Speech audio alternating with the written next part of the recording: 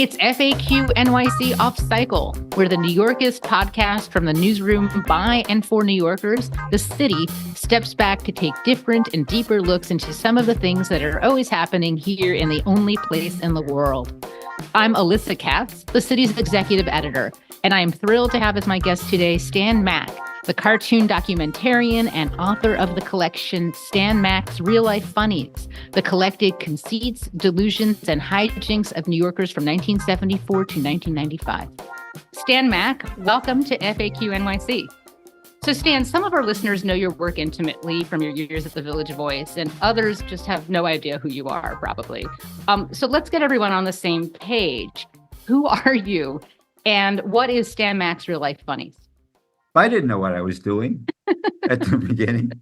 I had pitched an idea without any experience. Well, not much experience. I didn't know what I was doing exactly.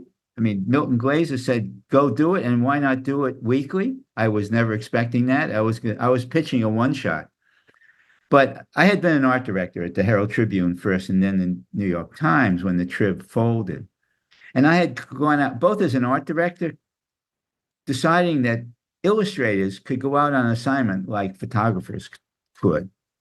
I love that idea. And then I myself went out from time to time, a couple of times. Do you know the name Georgia DeLay? She was a terrific reporter at the Times. No. Now deceased. I went out with her. She was a good friend. I went out with her a couple of times and to sketch what she was reporting on. And she said after, and I would doodle words, sketching while there. I went out. The whole point was to go someplace, get out from behind the drawing board. And afterwards, she said, "You know, you've got some good quotes there. I'm supposed to be the writer." So that happened a couple of times. She said it in fun. But I thought, this is kind of interesting. I'm not a writer, not a real writer, but seemed to have an ear for quotes. Maybe I could do that as a thing. In other words, instead of waiting for the phone to ring with a illustration assignment, because I had gone back from art directing to illustration. I just had too much fun drawing. And the Times was as corporate as any corporation. So I left. So I was then looking for assignments as well as waiting for the phone to ring, and went to Glaser, whom I knew. Felker and Glaser, as you know, had just taken over the Voice, but they were hardly Voice people. You know, Felker was entirely Upper East Side. Glaser was much bigger in a way than the downtown world that the Voice covered, but there they were. So, but I knew them both, and I went to Glaser and said, "What do you think about this idea?" And he said, "Well, I like it. It's like urban comics. Good idea. But you know, comic strips are circulation builders. Why don't you consider doing it weekly?"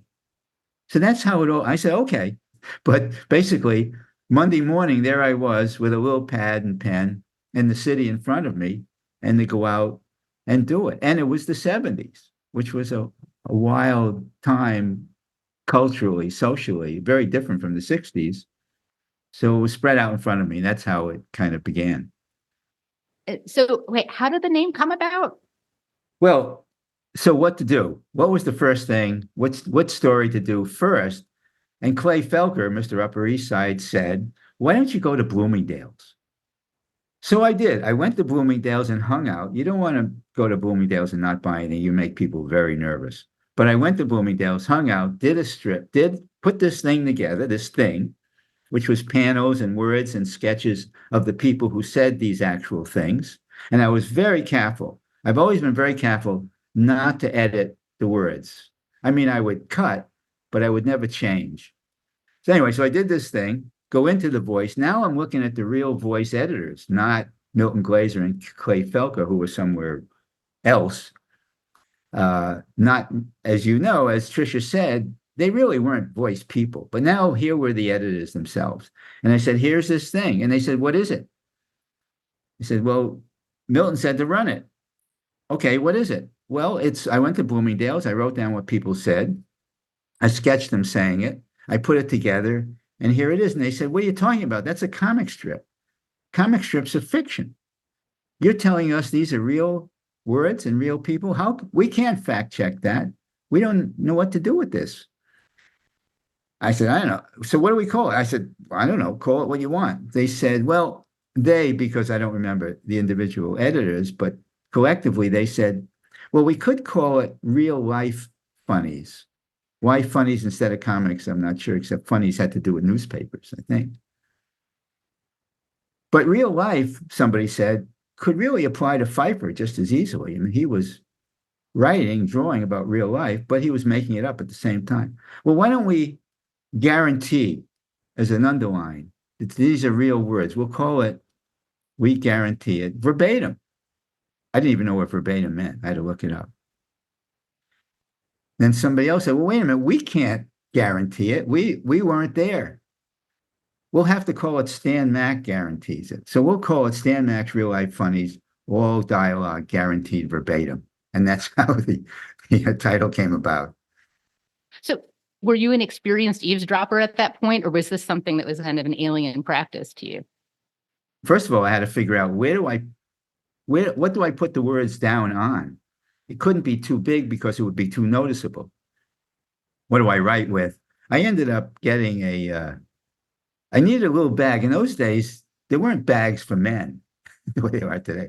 I went to an Army Navy store and I got a little grenade. They called it a grenade bag. You hook it onto your belt. You don't notice it very readily, except for the color. And I put my little pad and pen in there and then wandered around. But I'm wandering around Bloomingdale's. Luckily, I'm not particularly noticeable. I'm not super big. I'm small, but not that small. I look kind of ordinary. So I was able to kind of float. And I think I discovered something about myself I didn't know before, which is I loved being sort of invisible and hanging with people whom I felt were interesting because I didn't come in with any preconceived notion the way so many of us do often in life. I went, okay, let it happen. Let it flow. Write down what you want. And what I would do after that, what I started to do at Bloomingdale's was I got back to the studio and I had all these little scraps of words and doodles that I had done partly in the pad, partly on a napkin. And I cut them out because I didn't know what I was looking at. As far as the storyline goes, what was this thing? So I taped these little notes with words and pictures on the wall behind my drawing board and began to move them around to see what worked, what was funny, what was interesting. And so the story would evolve from the raw data. Now, you reporters, that's how you start your story. You go out and you collect stuff. The difference was I dumped all that stuff on my drawing paper, moved them around. And that's how the whole thing began. And so you're both doing sketches and writing down the words, and that became your practice for the entire run of the strip? That's right. And because I love life drawing, I would be very happy to draw people. I was fascinated by how people dressed. Not just the caricature of their face, but a caricature of the whole body. What did they look like? And because I was doing it so fast, when I got back to the studio, that little piece of action drawing became the center of the finished drawing. So there was a lot of activity about these characters because they were based on such a quick little sketch, really. And the same thing with the words. The words were on the wing. I have no good memory. If I didn't get the words down, they were gone. So I wrote what I thought was most important, ignoring what some thing in my brain said not important, put them down, put them together in my studio on this big piece of paper. And it began to make sense to me, at least. It became what eventually everybody recognized as Real Life Funnies. And, I think especially early on, and I think the 1970s culture clearly lent itself to that. You have these set pieces, these places you went to, whether it was like a UFO convention or Plato's Retreat or wherever you were in these rooms and spaces. Sometimes it was city streets, but often more like these gatherings. And then you're capturing what people are saying and kind of what it's saying about them trying to just define themselves socially in the world, and then you're capturing that. But like trying to get a sense of what you were looking for when you're looking at people and listening, what were the things you were trying to capture, and maybe you could talk about a particular strip that you did as an example of that. I think the approach breaks down into categories. The first category is I simply went out and wrote down what people said. It was on the street, usually, or some very public place. I was just doing one-offs, things by themselves. Why I went to some places and not others, I'm not a sociologist. I have no background in this sort of thing. It was pure instinct. I think it was maybe because I was a little older. I'm not a boomer. I was born before the boomer. This strip in the 70s and 80s, I think you could say, is a history of the boomer world. They changed a lot. The older brothers and sisters were the 70s. The younger ones who went on to get their MBAs was the 80s, and the drugs and all that took place then. But it was the course of their life. And I stepped into it from outside. Literally, I came from Providence. I didn't know New York at all. I came to be an illustrator, but I didn't even know what that meant. Everything changed in the 60s for all of us. So I was fascinated by maybe it was because I was playing catch up. I wasn't part of the 60s. I came to New York a very mainstream character, wanting to do things that I had learned with the values that I'd learned in the 50s, let's say. And suddenly all this stuff is opening up, and I was just absolutely fascinated by it. That's as far as I can go in knowing why I went to the UFO gathering, for example. I thought, okay, guys, tell me what you believe. I'm ready to listen. I'm fascinated by it. Anyway, it started with these brief overheard comments. Earl Ubell was a science writer at the Herald Tribune and a casual friend. And he said, what you're doing is epiphanies. I talked to him later. I kept in touch with some of the reporters from the trip. He said, you're doing, I had to look up that word too. What's an epiphany? But what happened after that, as I began to get more sophisticated about what I was doing, I wanted somehow to have at least a beginning and an end and maybe a middle. I needed a lead. I felt I needed a lead. So if I went to the UFO gathering, when I was moving these quotes around that I had gathered, it was, where's the opener? Just like with the Singles Again comic, I went in the door. And some comment that somebody would have made was my lead. It told you, the reader, where I was, where you were that week, because it was an entirely different place from last week. Yeah. I had to put you very quickly into the moment, and I had to have at the end a panel that said, okay, now we're leaving together. Here's what you learned. You just went through an adventure with me.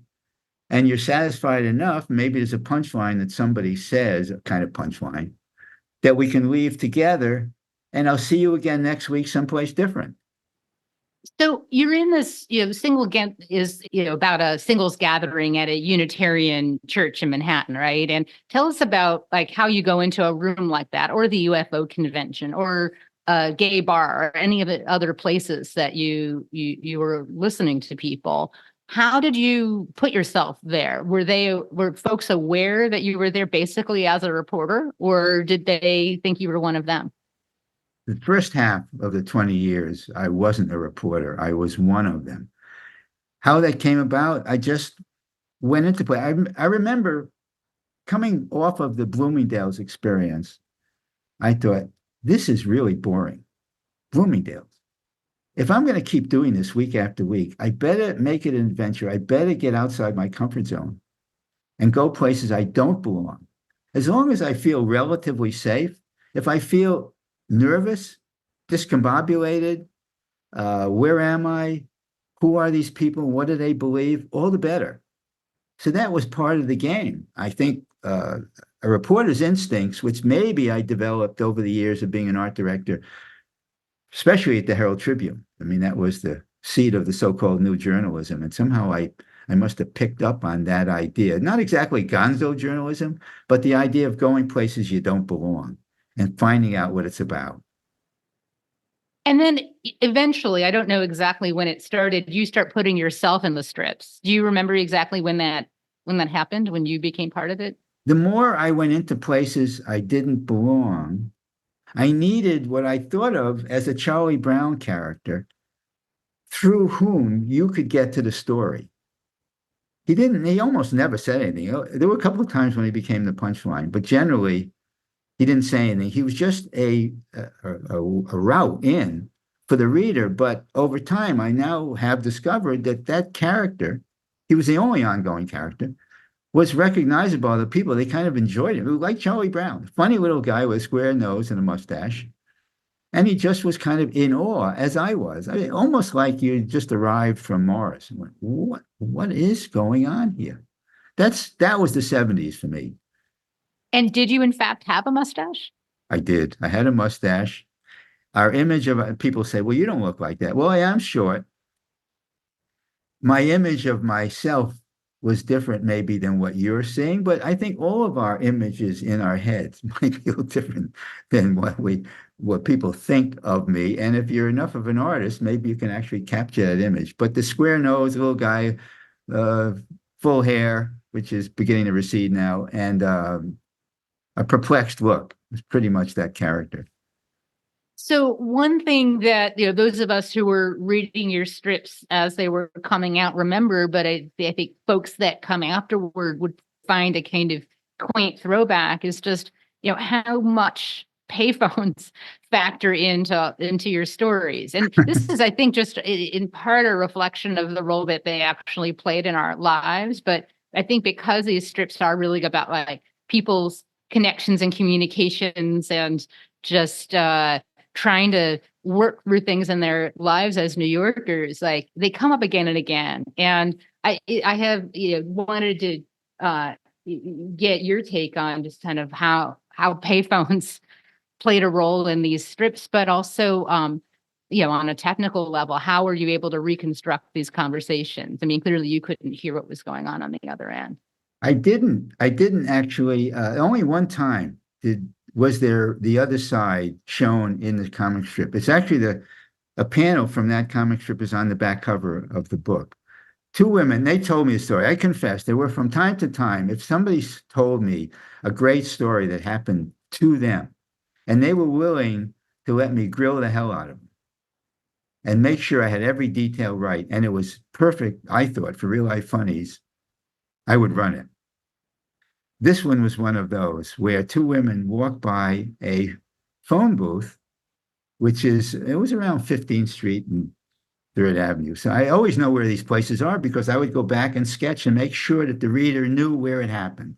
That was as important to me as making sure that I didn't mess with the people's words.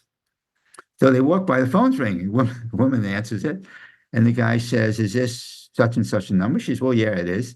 It turns out he was answering an ad in the bulletin board back page of the Village Voice for a male slave. And the number there was the number that was given. And it was for, I think he said, I don't remember exactly, I think he said 2 or 3 women wanted to hire a male slave. And he was answering the ad. So in that case, because the woman talking to him was telling me the story, and she was able to give it to me precisely as she heard it, that was the one time I had the other side of the conversation. There was another one where the phone booth was essential to the punchline. I was with a guy, Bobby Fuller, who ran the Hobo Theater Company out of a squat in the East Village. A terrific guy, a serious lefty activist, over there to help around the housing issue and the homeless in the park and so on. He just volunteered, took himself over there to do it. So we're hanging out, a bunch of guys, activists, run by us. And Bobby said, where are you going? He knew them. And they said, we're going to occupy this abandoned building, warehouse building on 10th Street, right across from the park, where the cops were actually rousing the homeless at that moment. So he said, can we come along? And they said, yeah, sure, come. So we all raced, and I said, I'm going too. So we raced upstairs, took over the 2nd or 3rd floor. The guys are hanging the banners out the front, which are attacking the police for what they're doing. And the police spot the banners, come running over, charging up the stairs. They're going to break down the door, which the guys had barricaded us in, and arrest us. And Bobby says, I won't tell you why for a moment, but he had this kind of cloth thing he draped around his chest, like a big piece of cloth. And he said, I can't afford to be arrested. And I said, well, it's not going to do my story any good either. So we jump out the back window, clamber down, end up on Avenue B, around the corner from where the cops are. Jump down. I pull out my pad like I'm simply covering the event. Bobby runs to the nearest corner phone booth, calls up his wife, Mary Beth, and says, Mary Beth, I couldn't have, she was as much an activist as he was. And he said, Mary Beth, I just couldn't afford to be arrested. And then he reveals inside this cloth, he's carrying a 2-month-old baby, who I think I called Emma in the comic strip, but whose actual name was Chea, after Che Guevara, give you an idea what Chea's parents' politics were like. He said, I couldn't be arrested. I don't have enough formula for Chea. And that was the essential need for a phone booth. Can I tell you a little bit of the backstory of that event? Because Sure. It was amazing. Bobby Fuller died, sadly, very young of bone cancer. And I lost track of Mary Beth and Chea. I wondered about them from time to time, this little baby who would show up from time to time. I actually did a comic strip on her birth, but she was gone. Exactly 30 years later, minus 2 months, I get a phone call from a tattoo artist in Austin. It was during COVID. He said, I'm having a surprise birthday party for my wife, Chea. They now are parents of 2 little kids. And I was on with them on Zoom for her surprise birthday party. And later on, she said to me, I never knew my father. My mother saved your comic strips about him, however. And that was my family album. Wow. What a story. Well, I have to say, people have told me or have expressed in different ways how affected they were personally by appearing in your comics. Well, Pete Hamill early on said to me, you really know your audience. The nice thing about your comic strip versus a lot who try to spread their net much further, you're right in there among your people. And I thought, yes, because the people who are reading me are the ones in my comic strip. It's the same crowd, same people. So yes, little by little. And for some reason, there were very few, if any, offended by it because I was very careful. I was a reporter. In my view, I was at The Voice, a serious newspaper. I was a reporter, and I had to be careful about certain things. There were such things as libel. As you know, every Monday night, the reporters were around because there was some serious stuff going on, political stuff, and people were suing Wayne Barrett all the time, I think. So I was very careful. If somebody who was recognizable in the strip said something negative about somebody else who was also recognizable, but not in the strip, I couldn't do that. I had to make sure if a person was recognizable, I checked with them before putting them in. But for the most part, most people were just folks, readers, and I could be careful enough that it didn't matter. As it turned out, it was kind of fun to appear in a comic strip. Yeah. Well, I mean, one thing that clearly happened over the years is that you got more and more and more personal with people. You kind of went from a spot where you were eavesdropping on strangers, essentially. Yep. And then in this role of kind of pretending to be one of them to being kind of documentarian of people's, so often it was their personal crises. Sometimes it was some kind of trivial thing they were going through, but that was funny or revealing, but really, really intimate. And I was curious whether there was any particular path that led you there, or evolution, or is it just that you kind of were restless and wanted to do something more interesting with the column? Well, both things. In terms of the strip, the strip has to move forward in some sense. You can't just repeat yourself. With old-fashioned comic strips, time would pass. Something had to move forward. And in terms of the strip, I couldn't keep doing the same thing week after week. I mean, this is an adventure. I was free. It was a hell of a gig, really. It was a column. But I had to keep it going. Also, I was changing, becoming a bit more sophisticated, learning what I was doing. Eventually, I even had a voice press pass. So you're right. Eventually, I was beginning to focus in my mind, it was, I want to cut some of the people from the crowd and sit them down over coffee and let me find out the background to those epiphanies. That was a very serious effort on my part to do that. And for whatever reason, my approach, maybe, many people were happy to do that. I mean, some said, forget. There were two kinds of people in the world, those who were willing to talk to me and those who were afraid to because they thought their words would be grabbed and put on paper and it would horrify them.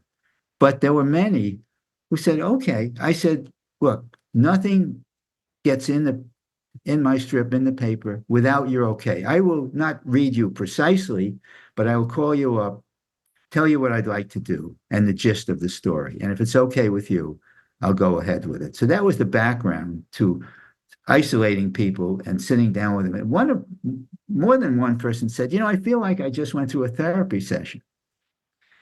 And I said, well, that's fine. Just don't look for answers. I'm not a therapist. But I was able to write more, and that meant more words were in the strip. Unfortunately, or fortunately, I didn't have an editor at The Voice. I had copy editors. I had Sonia Robbins, for example, who would read me usually Monday night. And I had a lot of misspellings because I'm a terrible speller. And punctuation was awful. But I'm married to a writer-editor, very experienced writer-editor now, Susan Champlin. If I had her in those days, we didn't meet until early 2000s, the strip would probably have been very different. I don't know whether it would have been better because that raw material that I was rushing to The Voice with every Monday night. By the way, it felt like I've said this before, it feels like I was delivering a hot pizza. I spent the day putting all the parts in. It was still hot. I had to get it to The Voice before it cooled off. That rawness, and if a little dirt and Cooper Square flew on it because it was a windy day, all the better. This thing was a physical object for me as well as ideas. That the spontaneity was awfully important. So maybe not having an editor was good. I'm not sure. It's your call more than mine, really. Well, something worked out right. Maybe editors aren't always needed after all. Except for Sonia Jaffe Robbins, who's I'm sure you don't quite believe that. Really, editors are crucial. We know that. Yes. So you mentioned earlier the squatters on the Lower East Side, and that, well, I think more than anything, at least during the era in which I was reading you, kind of defined your work in terms of as a subject, right? You were spending a lot of time with people who were, I think listeners have to remember or understand what the Lower East Side and the East Village were like at that time, which is like unrecognizable now, right? But what drew you to that subject, also the Tompkins Square Park situation, I guess you could call it. Tell us about that. But it was the 80s, and my topics had become more serious in many ways, even though I tried to find an irony, a humanity. I wasn't reporting just drugs were rampant, cocaine and crack were all over the place. AIDS was very serious and was everybody. But along with that, I was now very comfortable with what I was doing, charging out. The deadline was deadly. That was always before everything else. I was going to deliver every week, no matter what it was. But by towards the end of the 80s, I was practiced by then at what I was doing. At the same time, the squatter movement appeared around the park. And I was fascinated by this was a big housing crisis, homeless crisis then as now. That was a given. And the idea of squatting, which was people taking over abandoned buildings, which the city was simply warehousing, waiting for the real estate people to pounce. But the housing was there. There was a homeless crisis, bigger in the East Village maybe than a lot of other parts, partly because Tompkins Square was a kind of a central location for it. Whatever. I mean, Tompkins Park was famous for its alternative and revolutionary ideas and attitudes going back to the beginning of the last century. Whatever it was, I said, I'm going over there and see what's going on. And I did. And I didn't know anybody. But, you would sort of insert yourself in one place or another, show up, and suddenly you're recognizable and somebody would acknowledge you. And little by little, I was known by the squatters, the self-proclaimed protesters and revolutionaries, often very young people, who were there to both confront the government, the city, the cops, ostensibly for homelessness issues, and often that was true, but also as just kind of a counterculture in your face of the authorities. That was all going on there. And so I was meeting them as well and fascinated by their view of life, which was about anarchism and revolution, as well as, in some cases, them become squatters themselves. Other squatters were homeless, sometimes rational, sometimes not. Other people who were just looking for cheap housing and could get away with it. It was all illegal, but they were doing anyway. So I began to think that I had a beat. Finally, my beat had been all of New York, and now, to an extent, I wasn't there every week, but I was there a lot. It became a place I could dig more deeply into, like Jimmy Breslin in Queens. Say, I could talk to people. I could relate from one week to the other what was going on. So there was a kind of continuity that I didn't really have before. So that was kind of the genesis of my interest in squatting. And so tell us about how things ended at The Voice. You don't name the editor in question, but one can easily identify who it is based on the timeline and gender of the editor. And Freaks came out to write, which also yes, talks correct. about that. Right. But how did it all end? And how did that change your life? Well, I was happy going forward. The strip had changed dramatically by those years. I was looking for stories in a way I already knew something about where I wanted to go, unlike those early days when I had no idea. They were filling up. Looking back, I think what I was beginning to do is look forward to what became graphic memoirs and graphic novels.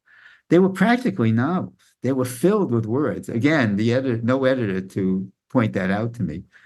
I used to say that the more you spoke, the shorter you got. The words filled up. But I knew that I was entering a new phase by the early 90s. The city was changing. It wasn't the same thing, certainly, as it was in the 70s, and I was changed. So everything was different. And I didn't know what to make of it, though. It wasn't as though I was ready to leave. But I knew things had to then continue the way the 80s changed from the 70s. The 90s were moving on to something different, and computers had hit. So there was also a whole different approach to everything, including people working on not iPads, but digitally. At the same time, The Voice was in trouble. They were letting people go. And there was a kind of an axe somewhere up there that I was aware of. I was being paid regularly. There was a financial crunch at The Voice. Obviously, they hadn't yet gone free, but it was right on the horizon. So I was sensitive that I was one of the vulnerable, not me personally, but the comic strip might have been vulnerable. I wasn't even sure really who of The Voice's latest crowd were reading me. A lot different from the early days. I didn't know how popular it still was. I knew I was running, like Pfeiffer was running, Stamety was running. No, I think he was gone by then. But other comic strips were making appearances, but I wasn't sure what it all meant. So when I was called into the office of the managing editor, I think that was her title, and she said, "We're ending the strip." I wasn't totally surprised. How did I feel about it? Mixed feelings, because I knew things were changing. I would have liked to have kept going if I could have evolved into what was next. And I didn't know what that was. And The Voice was heading in a different direction. They were heading down in a sense. So mixed feelings. What was satisfying was I read in Trisha's book that there were Voice personnel protesting when The Voice was dumped. And certainly the East Village squatters and a lot of people I'd made friends with there protested, I understand, in the front of the building in Cooper Square, and they were walking around. So it was very satisfying that way. I don't know that the people who jettisoned the strip cared one way or the other. In any case, it made no difference. So mixed feelings. Yeah. I remember being shocked when it happened, for what that's worth. So are you still producing comics or anything resembling real life funnies, or what's your work now? Well, over time, I've done a lot of different things.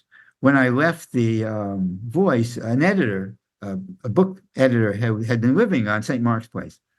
And he said, and he's watching what's going on. And he said, have you ever thought about doing something on Tompkins Square as a book? And I said, to tell you the truth, I'm fascinated by the idea of revolution. Here were these people who felt required to stand up against the police for principles, whatever value those principles had.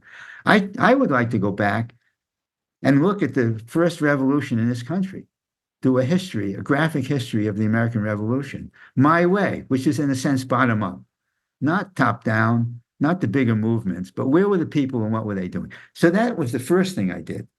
At the same time, a woman I was living with, long time, 18-year relationship with Janet Bodie, who was a writer herself and was a very important writer for young adults with her nonfiction books.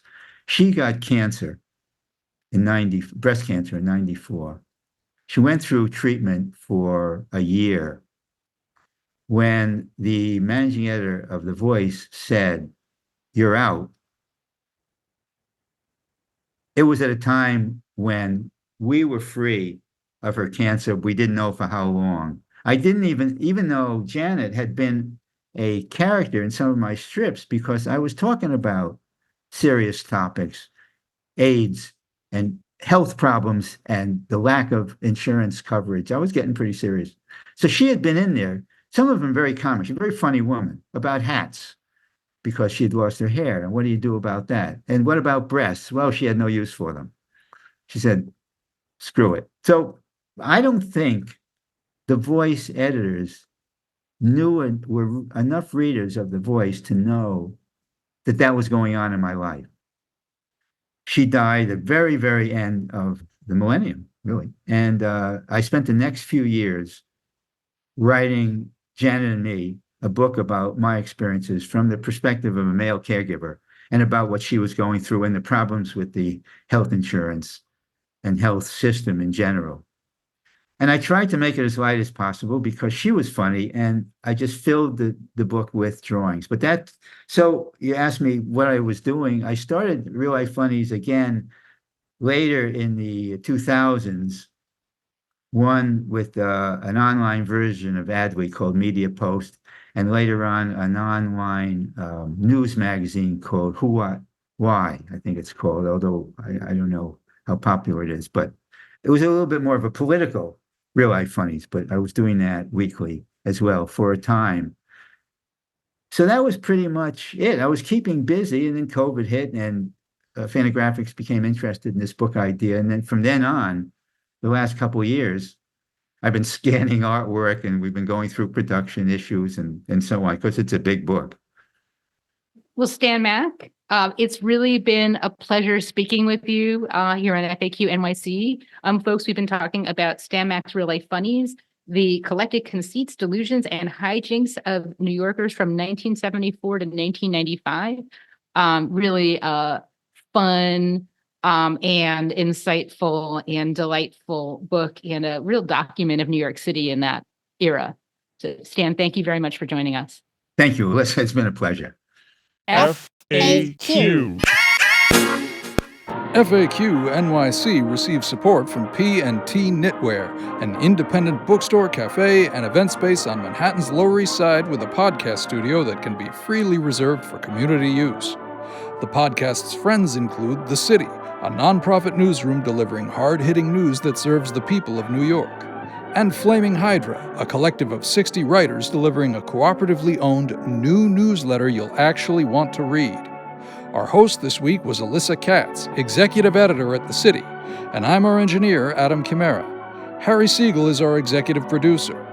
Thanks to our guest, Stan Mack, author of Stan Mack's Real Life Funnies, the collected conceits, delusions, and hijinks of New Yorkers from 1974 to 1995. And thank you, listener, for joining us and making it this far. Be kind, be cool, and we'll be back soon with more.